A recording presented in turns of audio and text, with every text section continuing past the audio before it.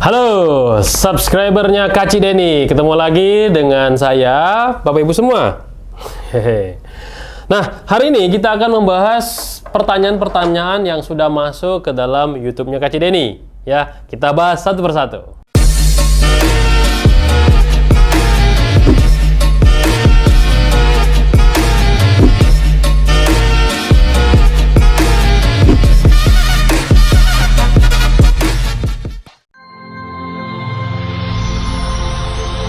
Video ini dipersembahkan oleh Mediatama Academy.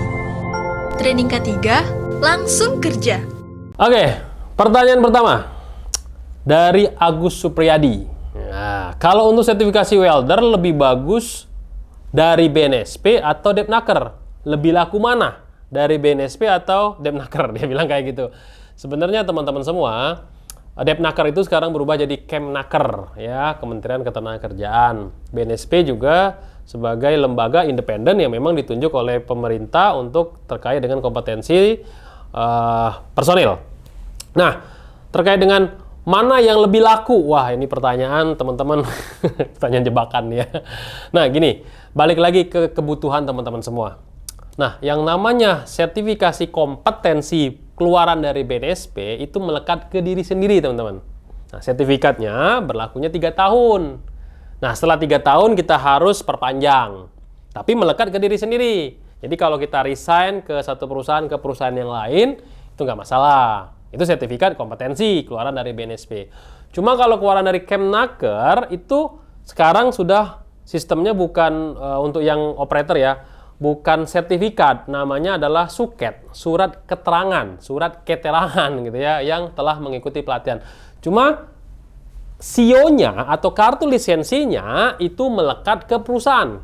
Kalau teman-teman resign dari satu perusahaan ke perusahaan yang lain, wajib untuk memperpanjang. Nah, untuk masa berlaku dari si suket tadi, itu tidak ada masa berlakunya. Sedangkan lisensinya, kewenangannya sebagai si operator tadi itu ada masa berlakunya. Ya, kalau operator tuh ada yang 3 tahun, ada yang 5 tahun, tergantung operatornya yang mana. Nah, jadi itu ya. Jadi kebutuhan teman-teman semua. Kalau teman-teman semua dibayari oleh perusahaan, ya saya saranin yang versinya Kemenaker karena kebutuhan untuk kewenangan. Tapi kalau untuk Pak, saya bayar sendiri, ya udah ikut yang versinya BNSP aja, karena teman-teman bayar sendiri gitu, ya. Tergantung lagi kebutuhan. Lalu yang lakunya gimana? Ya semuanya laku. Jadi gitu teman-teman. Ya apalagi kalau di dunia tambang gitu ya, lebih prefer ke BNSP misalkan. Tapi kalau perusahaannya mau audit SMK 3 gitu ya, atau audit-audit yang lain, dia akan minta kewenangan gitu. Pertanyaan berikutnya dari OTR Channel, dia bilangnya, mau tanya apakah sertifikat BNSP yang masa berakhirnya sudah habis bisa diperpanjang? Jawabannya bisa dong ya. Nah, silakan teman-teman semua perpanjang di tempat penerbitan itu. Ada yang namanya LSP. Jadi BNSP menunjuk LSP, ya. Nah, LSP ini ada juga yang namanya TUK, tempat uji kompetensi. Nah, kemarin kita langsung ke LSP atau ke TUK-nya. Teman-teman cari tahu dulu nih. Ya, kalau teman-teman langsung ke LSP-nya, mending langsung ke LSP-nya. Tapi kalau ke TUK gimana? Kalau emang teman-teman tahu kantornya, silakan teman-teman ajukan untuk uji kompetensi lagi untuk memperpanjang si sertifikat BNSP tersebut. Kalau memang sudah sekian tahun nih masa berlakunya. Tapi kalau masih belum expired, teman-teman mau langsung perpanjang, itu langsung bisa teman-teman untuk administrasi saja portofolio. Tapi kebanyakan sekarang ini kalau untuk naik level ataupun untuk perpanjangan pasti akan diminta namanya uji kompetensi ulang. Untuk apa? Untuk memastikan teman-teman masih berkompeten nggak di bidang itu. Ya, tanyakan hal ini ke TUK-nya atau ke LSP-nya karena masing-masing LSP atau TUK kadang berbeda-beda nih persyaratan yang harus teman-teman lengkapi. Ada yang namanya nanti kalau uji kompetensi ada namanya uji praga, ada interview, ada hanya untuk portofolio aja. Jadi berbeda-beda nih, ya. Jadi pastikan dulu ya LSP tersebut punya mekanisme seperti apa. Dan pastikan juga si LSP-nya tersebut masih terlisensi nggak oleh BNSP. Mintain yang namanya lisensi dari BNSP untuk memastikan. Khawatir kita nanti ketika si LSP sudah mengeluarkan sertifikatnya, ternyata LSP tersebut lisensinya udah dicabut oleh BNSP, kan repot. Oke, tanyakan sedetail-detailnya ke LSP atau TUK pada saat melakukan perpanjangan tersebut. Semoga membantu. Oke, kita lanjutin lagi nih. Dari Roy and Gru. Sertifikat Kemenaker ada kadaluarsanya nggak? K3 Kemenaker saya 2014 Pak keluarnya. Oke, jadi gini. Sejak keluar surat edaran dari pihak Kementerian Ketenagakerjaan, jadi kalau teman-teman semua yang training ya tahun 2014, misalkan teman-teman semua sudah langsung training dapat sertifikat calon ahli K3 umum gitu ya, langsung keluar SKP-nya, terus teman-teman sampai dengan 2022 ya kan berlakunya kan 3 tahun tuh 2014, 15, 16 tuh harus diperpanjang maksimum tanggal 2017. Ini kan sudah lewat nih ya. Nah teman-teman wajib yang namanya ikut refreshment, nggak bisa langsung ikut perpanjangan.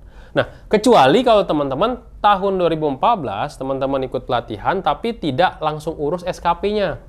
Artinya teman-teman pada saat 2014 itu hanya keluar sertifikatnya aja. Nah mungkin itu bisa diurus teman-teman untuk secara administrasi ya. Tapi kalau sudah keluar SKP, sudah pernah ditunjuk, dan itu sudah lebih dari masa berlakunya, kan dikasih waktu misalnya 3 tahun plus 1 tahun teman-teman. 1 tahunnya itu untuk memperpanjang. Kalau lewat udah lebih dari 1 tahun, teman-teman harus refreshment. Refreshment itu teman-teman harus ikut 5 hari terakhir nih.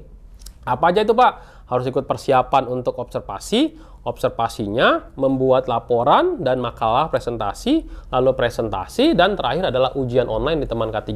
Dan nilainya harus di atas 60 dari hasil ujian tersebut. Kalau nilainya masih di bawah 60, teman-teman harus remedial lagi. Nah, remedialnya nggak bisa kayak dulu. Remedialnya harus wawancara aja selesai. Harus benar-benar remedialnya di teman K3. Karena sekarang semua penilaian itu semua secara online. Jadi ini pastikan teman-teman semua, ini berlaku juga ya buat teman-teman yang lain yang sudah punya SKP, surat keterangan penunjukan, itu harus diperhatikan masa berlakunya. Kalau enggak, ya refreshment lagi dan biayanya lebih gede daripada untuk memperpanjang. Oke, pertanyaan selanjutnya dari Iwan Sugianto. Dia bertanya gini, Assalamualaikum Bang, saya mau nanya, kalau lulusan S1 keperawatan, apa bisa mengikuti pelatihan ahli K3? Jawabannya bisa dong. Nah, Kak Cide ini sarankan teman-teman ikut yang ahli K3 umum kalau pendidikannya minimal D3, apalagi ini S1 keperawatan. Kenapa? Karena kalau teman-teman cek di Jobstreet, JobsDB, LinkedIn, atau teman-teman masuk ke Mika Pro, aplikasinya Mediatama, ada karir di sana, cek ya di fitur karir atau masuk ke Mediatama Co-ID di sini ya. Teman-teman bisa masuk di sana, kebanyakan kalau pendidikannya di atas D3 atau minimal D3, dia minta ahli K3 umum. Ya, jadi saya saranin teman-teman mau jurusan apapun ya, S1 keperawatan, ekonomi, akuntansi, ikut deh ya, yang ahli K3 umum.